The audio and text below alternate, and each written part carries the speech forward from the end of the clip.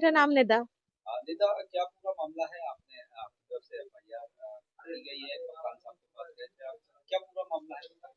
हाँ, मेरे हस्बैंड के पास मैं उनसे बात करने गई थी। काफी टाइम से मैं उन्हें ढूंढ रही थी। वो 31 अक्टूबर से मुझे छोड़कर लड़ाई झगड़ा कर कर हाथापाई उन्होंने मेरे साथ की और चले गए, और मैं उनको परेशान होकर ढूंढ रही थी कि बेटे की तबीयत खराब है, मेरे पास पैसे भी नहीं है इलाज के। मैंने काफी लोगों से उनसे बात भी कराई कि उनको बात करें, उनसे बात करके बोलें कि बेटा बहुत बीमार है, उसको इलाज की जरूरत है, उसके दूध के भी खर्चे हैं, 5 महीने का बेटा है हमारा। तो उन्होंने उन्हें किसी की परवाह नहीं है। मैं उनके फिर ऑफिस गई, कई बार ऑफिस जाने पर वो मिल नहीं पा रहे थे, मिलना नहीं चाहते थे।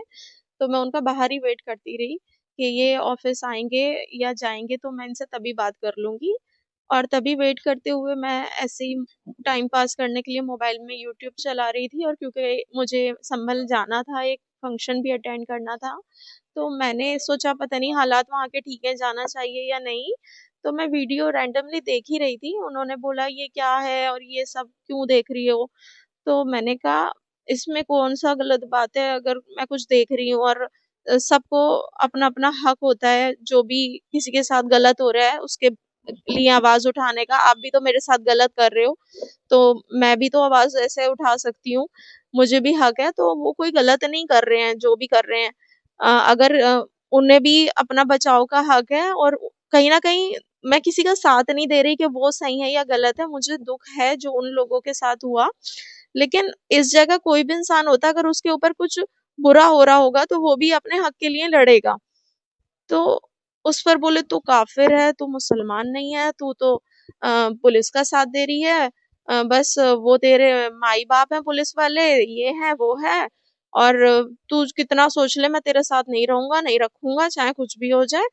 और यहाँ अभी मैं तुझे इसी वक्त तलाक देता हूँ, 3 तलाक मैं देता हूँ, और तू अब मेरे साथ नहीं रहेगी कभी, यहाँ से निकल जा, अब मेरा तेरा कोई वास्ता नहीं है। मैंने कहा ऐसा मत करो, बच्चे का सोचो, छोटा बच्चा है, बीमार है। तो बोले बस जा, अब निकल, बस मेरा हो गया, बस तेरे साथ इतना ही था। तलाक देने की वजह क्या पुलिस की प्रशंसा रही है?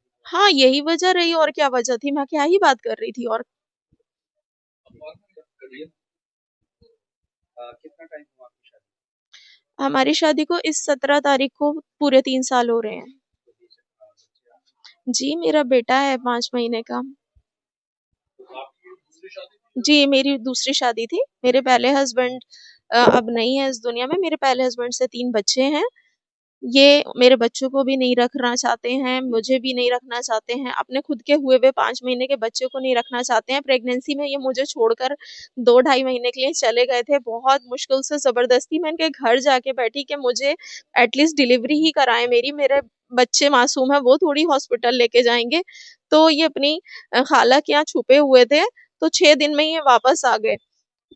आपका ये भी लिखा है कि आप शादी करना नहीं चाहते थे वो आपसे, और जी, आपने पुलिस में कोई एप्लीकेशन दी उसके जी, अलावा पुलिस में? शादी से पहले ये मेरे साथ गुड़गांव में मिले थे, और इन्होंने मुझे जॉब के लिए बोला था कि बहुत अच्छी जॉब लगवाएंगे, इस मसले में हमारी बात होती थी।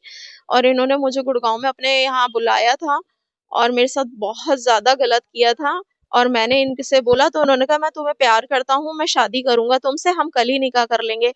और ये निकाह के नाम पर मेरे साथ गलत करते रहे। 2-3 महीने के बाद फिर इन्होंने मेरे से निकाह किया। जब मैंने इन्हें बोला आपने मेरे साथ बहुत गलत किया है, मैं इसके लिए आवाज उठाऊंगी, तब इन्होंने मेरे साथ निकाह किया। निकाह के बाद भी इन्होंने उस रिश्ते को छुपाने के लिए मुझे कस्में दी, ना ही मेरे घर वालों को बताने को बोला, ना खुद अपने घर वालों को बता रहे हैं। मैं प्रेग्नेंट हुई, मेरा एक मिसकैरेज इन्होंने मेरे साथ जबरदस्ती की, जिसकी वजह से वो मेरा 3 महीने का बच्चा खत्म हुआ। उसके बाद मैं दोबारा से प्रेग्नेंट हुई, तब मैंने अपने घर वालों को बता दिया, इनसे कसम तोड़वा के कि मेरे घर वाले तो राजी हैं, आप उनको बताएं। तो इन्होंने मेरे घर वालों को बता दिया। उसके बाद मैं प्रेग्नेंट हुई।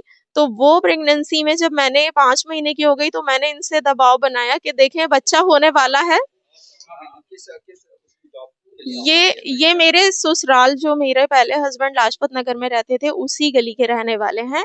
मैं इनसे एक शादी में मिली थी। जब मेरा डिवोर्स हो चुका था मेरे हस्बैंड से, 10 साल की मेरी शादी थी। तो मैं शादी के बाद भी हमारे ताल्लुकात ऐसे खराब नहीं थे मेरे पहले हस्बैंड से भी। मैं उस घर में आती थी, अपने बच्चों के साथ टाइम स्पेंड भी करती थी। मैं बाहर जॉब करती थी और मैं शादी में एक मिली थी जो उसी मोहल्ले की एक शादी थी। वहाँ इनकी मम्मी ने मुझे इंट्रोड्यूस कराया था इनसे कि तुम अच्छी जॉब करा देगा ये बेटा मेरा, ये विजन एक्सपोर्ट में काम करता है।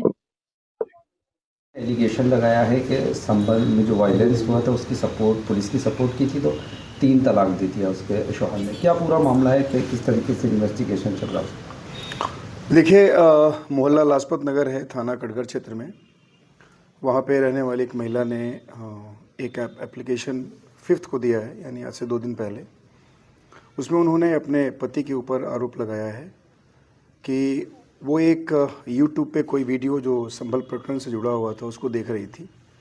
उसको देख करके उनमें वाद विवाद हुआ और उस वीडियो को जो देख रही थी उसको देखने के लिए पति ने मना किया, और जब उन्होंने उस वीडियो को देखना बंद नहीं किया तो उन्होंने ट्रिपल तलाक जो है वो उनको दिया, तलाक दे दिया। उसको लेकर के उन्होंने एप्लीकेशन दिया है। इसमें इस आरोप के अतिरिक्त कुछ अन्य आरोप भी हैं। उसमें हम लोग सुसंगत धाराओं में अभियोग पंजीकृत कर रहे हैं और इसमें अग्रिम विवेचनात्मक कार्रवाई की जा रही है, और उसमें जो भी फाइंडिंग्स होगा उसके हिसाब से इसका हम डिस्पोजल करेंगे। कितने लोगों के अगेंस्ट सर ये है? देखिए, उसमें तो उन्होंने जो कुछ आरोप, अन्य आरोप लगाए हैं वो जो उनके पति हैं उनके परिवारीजनों पर भी लगाए हैं, लेकिन जो तलाक देने की बात कही है उन्होंने अपने पति के बारे में बताया कि उन्होंने हमें तलाक दे दिया इस बात को लेकर कि वो वीडियो देख रही थी। Thank you.